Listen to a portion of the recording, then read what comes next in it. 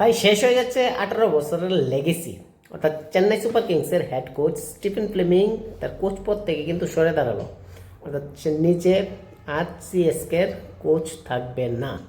দীর্ঘ 18 বছর ধরে সিএসকের হেড কোচ হিসেবে স্টিফেন ফ্লেমিং ছিল এবং টেক্সাস সুপার কিংস এবং জোহানেসবার্গ সুপার কিংসেরও কিন্তু সে গ্লোবালি সে এজ এ হেড কোচ ছিল। বাট 18 বছর পরে ফাইনালি সে সিএসকে টাটা গুড বাই করতে যাচ্ছে। রিজন এখন পর্যন্ত ক্লিয়ার না, বাট সিএসকে যে চ্যাম্পিয়ন হয়েছে বা 5বারের চ্যাম্পিয়ন আইপিএলের, সেক্ষেত্রে স্টিফেন ফ্লেমিংয়ের গুরুত্ব কিন্তু অপরিসীম। একটা সাধারণ টিমকে কীভাবে চ্যাম্পিয়ন বানিয়েছে এই সিএসকে টিম ধোনিকে সঙ্গে নিয়ে, এটা কিন্তু আমরা সবারই জানা। আর স্টিফেন ফ্লেমিং বরাবর একজন দুর্দান্ত একটা কোচ, আর তার রেজাল্ট কিন্তু আমরা সিএসকের ট্রফি কেবিনের মধ্যে দেখলেই কিন্তু আমরা পাই।